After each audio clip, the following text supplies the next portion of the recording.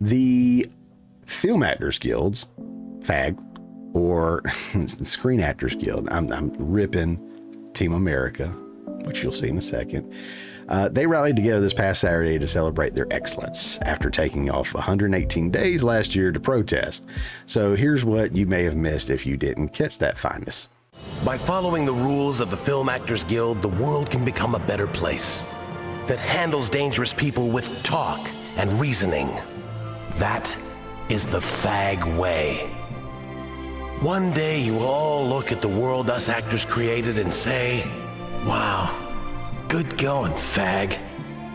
You really made the world a better place, didn't you, FAG? I'm going to have a panic attack and I'm going to leave. All right, so before I get too deep into this, I got to point out two things. Number one, as you may very well know, I am a filmmaker. I'm an award-winning filmmaker. I've made several short films, and I've worked on other people's short films, and I have a great time doing it. So this segment, I'm going to be talking about a union, an organization, people that I could be potentially working with one day, because I do hope to make it. So I may very well be working with this organization, and I may be cutting my nose off to spite my face. But it is what it is. So that's number one. And I'm going to just head right on into it. Number two, if you're watching this video, then there's a pretty good chance that these guys hate you. The people in this group hate you more than likely. If you watch this channel or some of the ones I mentioned, like Nerdrotic, Geeks and Gamers, Film Threat, The Quartering, The Critical Drinker, love The Critical Drinker, but any of these guys that talk about pop culture films and all that stuff, they probably hate you because you're someone who likes to watch good films and not just crap performances and like the virtue signaling sprinkled all throughout there and everything. Look, I get it, but you know, just be aware, these people probably don't like you, and they certainly don't like me. And again, I may be bumping heads with some of them at some point, but you know, we'll see. You're likely the audience that they criticize and ridicule for giving any negative feedback, which of course they call hate or trolling, you know, or review bombing or something like that. I think a lot of us just want to see good films. You know, we're tired of the same reboots and remakes and sequels and prequels and all of the stuff that's unnecessary that they just keep cranking out. And I can say that till I'm blue in the face, and I talk about that all the time. But I think we're tired of it. We're ready for folks like independent artists to make it. So, you know, support us. Thank you so much for that, guys. You're the best. Moving on. If you don't support them, they'll often call you an ist or a phobe or something like that, but they'll always say it has nothing to do with their product sucking. With that out of the way, Pedro Pascal hates conservatives. It is what it is.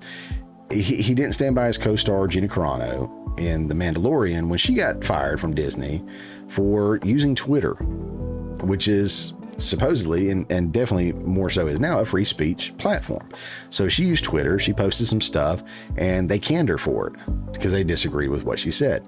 Now he's posted stuff too, so let's take a look at a side-by-side comparison of a couple of an example from each, and you tell me what you think. So we saw his in the video, if you were paying attention there, the losers in 1865, losers in 1945, losers in 2020. He is comparing Confederates to Nazis to Trump supporters, MAGA supporters, right? MAGA. We keep getting called MAGA, Make America Great Again, which is crazy because it seems like when you go to a Trump rally, you hear USA, USA, USA being chanted.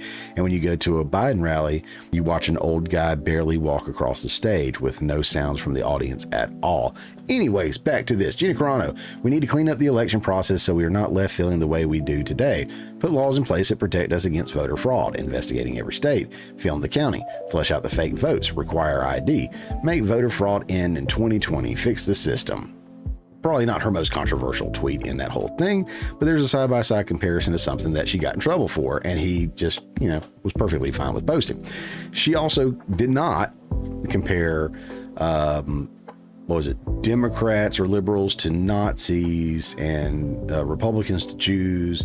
What she was talking about was the vaccine stuff, right? The vaccine stuff, which you're not allowed to talk about. She talked about that and saying that if you knew people that didn't have the vaccine, you need to out them. You need to call them out. You need to, you know, send them to concentration camps and stuff like that.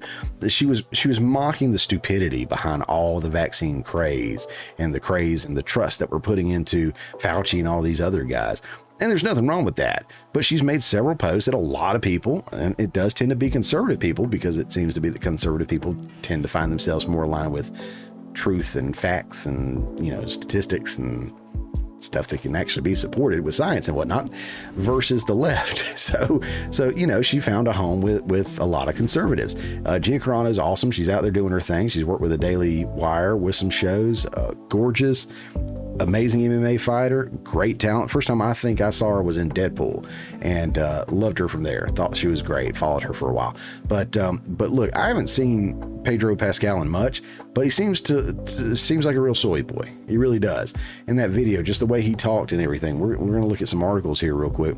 Just kind of blow through them. No pun intended there. You'll see what I mean in a second. But he won some award Saturday and wants to make out with Macaulay Culkin's brother Kieran. That's cute. Pedro Pascal wants to make out with Kieran Culkin as revenge for Suck It Golden Globe speech. And, you know, maybe he's joking, maybe he's not. Who knows? It's Hollywood, baby, right? Everything's a little weird out there. In fact, we have a segment of the show that I've not yet rolled out. It's called Hollyweird. And we'll dive into that as soon as we have a couple of topics that I can put together for that. But, you know, these people are kind of weird out there. Well, like I said, we'll look at that a little bit more. God bless them. That's really weird. That shouldn't be surprising, because they do push for the demasculation of men. What do you mean, Chris? How is this demasculating men? Well, to turn them more and more gay, to make them more soy, to make them more sensitive, to put strong female leads over strong male leads. What should be strong male leads a lot of times. You can hate me in the comments all you want. I don't care. I know what I'm talking about. This is what I'm talking about. You can't tell me that these dudes are masculine that are wearing these. Look, I understand kilts, you know, in cultural stuff, or in like Africa where they wear those garbs or whatnot. I get it. You know, I understand in the cultural spheres where it makes sense. This don't make no sense. These people aren't doing it because it's cultural to where they come from, or, you know, the film they're promoting. They're just not very masculine men that are wearing skirts and dresses. Some of them are wearing, I remember when I went jewelry shopping years and years ago, someone at the jewelry store said the pearl seemed to be the very last jewelry item solely for the ladies. Like, guys just do not wear pearls. And I've seen all kinds. I think LeBron's worn pearl necklaces and stuff before, which he's a little weird anyway. And then that I forget that dude from, is it One Direction or whatever, that's just always wearing dresses, it seems like, or something. I think he's worn pearls and stuff like that. Look, I don't think it's cool. I think it's demasculation of men, and I think they're putting it out there front and forward for everybody to see, and promoting that as the new norm, and trying to get women attracted to that. You know, men that go out there and work a 9 to 5 or even earlier. You know, guys are out there at 6 a.m. driving the forklifts and the big bulldozers, and the, you know, working on the side of the road, doing stuff, building houses, laying railroad track, taking apart trains and stuff. Like, men that are working with their hands, men that built this country. Like, you're not allowed to be a tough guy. You're not allowed to go out there and change the world. You just need to be a soy boy that stays at home and drinks your, you know, soy mocha chai, whatever, not this great quality stuff from Coffee Brand Coffee, but that other stuff, you know, and don't cause a ruckus or anything like that. Just stay low key and stay, you know, submissive to the world and to everything and everybody. I get it. Look, Nick Offerman's an actor that I enjoy. I think he's great for the most part. He's also in that show, The Last of Us, or was. Again, The Last of Us is a show I have not watched. I didn't play the video games. I know a lot of those people, like I was mentioning earlier, Geeks and Gamers specifically, Nerd Rock, some of those guys, they did play the game. They were familiar with it. Ryan Kennel, I'm sure, spoke about it too. They were familiar with the game. They saw the movie or the show come out on HBO, and I think a lot of people enjoyed it for the most part. But then, of course, HBO and these studios do what they do, and they insert their whatever latest craze of virtue signaling. And hey, let's take this character and make him non-binary. Let's take this scene and make it where, these people are bad and they're conservatives or they're Christians or whatever. I don't remember who it was. Was it Rainn Wilson or somebody said, as soon as I saw a character with a Bible, I knew they were going to be the bad guy, because that's what they do in movies now. They just go after, straight white Christian men. And hey, I know I'm the guy saying it. I'm just being real with you. I don't want to play the victim, because I don't live the victim lifestyle. I'm not going to be allowed to live the victim lifestyle. And that's what a lot of people do that aren't actually victims. They want to claim to be victims and live that lifestyle and, soak off of everybody else's, good wishes and soyness and all this and that. I ain't doing all that. Look, hey, come at me all you want, bro. I've got plenty in to handle you, okay, and everybody else that you got coming. But back to this. Look, Nick Offerman again. I like him, but here's what he said about The Last of Us. Nick Offerman condemns homophobic hate. His role received. It's a love story, you a-hole. So again, he was in The Last of Us, and I think his character, from what I understand, did not have a super deep story in the game. Let's see, HBO's The Last of Us, a mostly faithful adaptation of Naughty Dog's hit video game. However, it made one big change, wonder why, by expanding Bill's backstory. Rather than making him a crotchety old man who helps Joel and Ellie, we got to see how he survived the apocalypse and fell in love with a man named Frank. And again, I don't care about gay stories, love stories, or any of that, but I think the audience is like, why do you have to consistently insert these kind of stories in here? And do I have his thing? Yeah. Let's see. Can you guys see that? I'll play it a little bit. Bigger.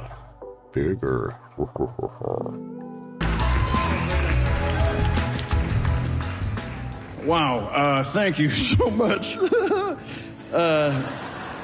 Thank you so much, Film Independent. I'm astonished to be in this category, which is bananas. Congrats to all of you. This is crazy. Thanks to HBO for having the guts to participate in this storytelling tradition that is truly independent. Stories with guts, that when homophobic hate comes my way and says, why did you have to make it a gay story? We say, because you ask questions like that, it's not a gay story, it's a love story, you asshole. See, even the way he delivers that line, I like it. I mean, I like Nick Offerman, and yeah, point taken. And this is something that we're getting into right now. And I'll go back to something else for the SAG Awards or film actors or whatever. Here's something we're running into right now. I grew up with a lot of films that had like strong female leads in it, and there were gay characters and stuff. And I had no problem with those. And most of us didn't have any problems in those as we were growing up. The problem now is that it's pushed so much and it's unwarranted, meaning that we're seeing these Mary Sue characters that are just overly powerful for no reason, more than their male counterparts. You got like Rey Skywalker or Rey Palpatine or whatever she is in Star Wars that can go toe to toe with a lightsaber against, a Sith Lord or whatever from the jump without any training or anything. And we saw the progression of Luke getting trained in the original trilogy. It just, some of that stuff just doesn't make sense. It doesn't go good with us, the audience, the people that know the material, especially if you're a comic book fan, Star Wars fan, in this case, like a video game fan. Something just ain't jiving right. And they inserted that in because they wanted to check that additional box. God bless HBO. They made some great shows. Sopranos is one of my favorite shows of all time. True Blood's another one that I really, really enjoyed. Love that show. I know a lot of people, maybe don't. I don't care. I love it. Sopranos, True Blood, Game of Thrones, bring on the hate. It wasn't for me. I wasn't the right audience for it. I might give it a try again, but it wasn't my thing. I may go check out The Last of Us, and maybe it's not that big of a deal, but it's just so forced. It's like HBO had everything pulled together and they said, you know what? We need to check one more box. Let's make this character gay and let's put his gay lover in there and focus a lot on this story, even though it's irrelevant to the story. And maybe it is relevant. I don't know. My point is that it seems pushed and seems forced from those that do know the material. the people that I listen to on a regular basis, they know the stuff way better than I do. And they're saying there was no reason for it. It was unnecessary, but it didn't necessarily take away from the story, I think. So they're not totally hating on it. Lastly, for the Screen Actors Guild's awards, Oppenheimer, and The Bear score 3 wins apiece. If you care about what happened, here's a little breakdown. Cillian Murphy won Best Actor. Good for him. Lily Gladstone won Best Actress for Killers of the Flower Moon. Don't know that one. Robert Downey Jr. won Best Supporting Actor. The page doesn't want to load now for some reason, but you get the idea. I don't think you really missed anything with that. Maybe did, maybe didn't. I don't know. At the end of the day, it's the Hollywood's elites that are, patting each other on their back or patting themselves on their back for what they did last year, even though they took almost half the year off. They're celebrating what they did in film. They're celebrating what they did in the strike, even though the strike only helps the bigger actors, from what I understand. I know a lot of actors that were not allowed to work because they didn't want to cross that line and be a scab or whatever. But these people work on a couple of projects a year that are very small, and they don't make a living doing it, or they barely make a living doing it. They had to sacrifice so the A-listers and B-listers can go out there and get this extra money and stuff, because I forget the percentage, and I tried to find it real quick. Again, I had a lot going on this week, so I didn't have a lot of time to dive into some of this as deep as I wish I could have. So maybe that's a benefit. It'll be a little shorter, but it's like a small percentage of those that are actually in the Screen Actors Guild benefit from all the stuff that comes from the strikes. And I know there's the writer strike, the acting strike, and the stuff they've been pumping out lately hasn't even garnered that they have the ability to go on strike and that we want them back. I think some of the projects that have shined in the last couple of years have been the old stuff. I saw recently that stuff from the 90s is the most streamed stuff. Like The Office is the 2000s, but like Friends, The Office, Seinfeld, I can't remember all of them, but like all the old stuff is stuff people are watching. They're not watching a lot of the new stuff because the acting is not great, because the writing is not great, because the virtue signaling is all in there. We heard about the not so gay agenda from Disney that they put it in there. And I hate it. Just write a good script, write an awesome story, get a great cast, shoot it well, put it out there. Even if it doesn't look like you had millions of dollars to shoot it, if the story is good and the acting is good, most audiences will forgive it. Get good audio, right? Get decent camera work, and most audience will focus more on the story. Look at 28 Days Later. We talked about that a couple of weeks ago, and that is one of the only sequels I'm actually looking forward to, or a series of sequels, however they're doing it 28 years later. But 28 Days Later was shot terribly with a terrible looking camera, terrible looking footage. But it fit the story, number one. Number two, it allowed them to get in and get out, so that it was kind of a need that they needed to do. But it worked because the story was so raw and so real. The acting was phenomenal. Look, these people don't like me. They don't like you, okay? They only care about themselves. They are completely out of touch with reality.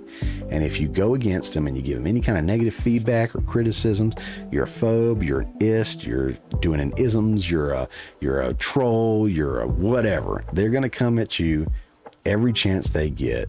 They don't like you, so quit supporting them.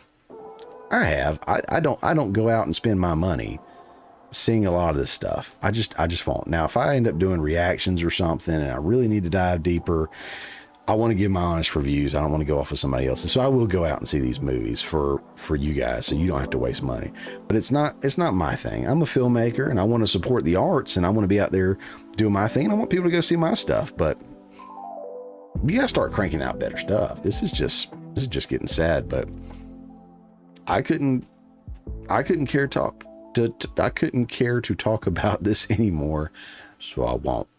Hey guys, thanks for checking out this clip from the Morning Mayhem. Remember, this is just a portion of the full show that comes out every Friday morning at 10 a.m. Eastern Time. If you hadn't already, don't forget to subscribe so you don't miss out on any of the full shows or these tasty little nuggets.